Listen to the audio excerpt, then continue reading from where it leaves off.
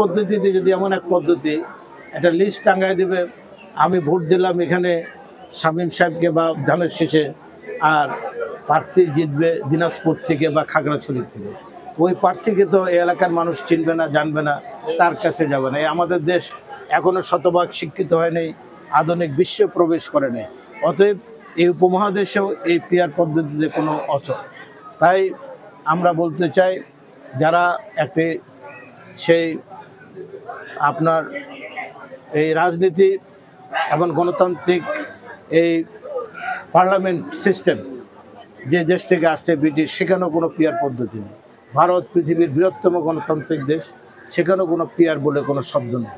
অতএব যারা এই পিআর বলে দেশের মানুষের ঘোলা পানি স্বীকার করে, দেশকে অস্থিতিশীল করতে চায়, দেশকে অরাজক পরিস্থিতিতে নিয়ে যেতে চায়, দেশের মানুষকে অন্ধকারের দিকে ঠেলে দিতে চায়, যারা দেশকে আবার একটি পশ্চাৎপদ অবস্থানে নিয়ে যেতে চায়, একটি উন্মুক্ত রাজনীতি এবং গণতান্ত্রিক সহনশীল রাজনীতির থেকে বেরোয় একটি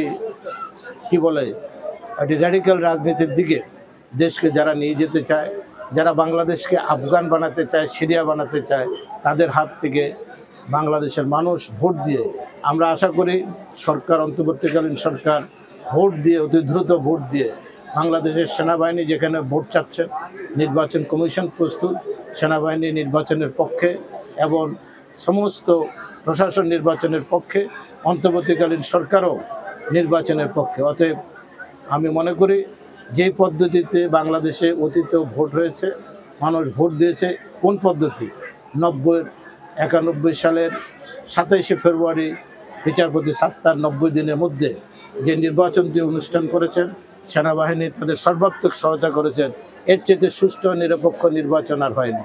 তারপরও 96 সালেও একটি ভালো নির্বাচন হয়েছে, 2001 সালেও ভালো নির্বাচন হয়েছে। অতএব অন্তর্বর্তী বা তত্ত্বাবধায়ক সরকারের অধীনে সেনাবাহিনীর তত্ত্বাবধানে যে নির্বাচনগুলো হয়, সেই নির্বাচনগুলো নিরপেক্ষ হয়, এখানে মানুষ তাদের প্রতিনিধি বেছে নিতে পারেন। আমরাও আশা করি সরকার যে নির্বাচনের ডেডলাইন দিয়েছে, এই ডেডলাইন অনুসারে নির্বাচন বাংলাদেশে অনুষ্ঠিত হবে। বাংলাদেশকে কেউ বিপদগ্রস্ত করতে পারবে না, বাংলাদেশে কোনো তালেবান সৃষ্টি হবে না।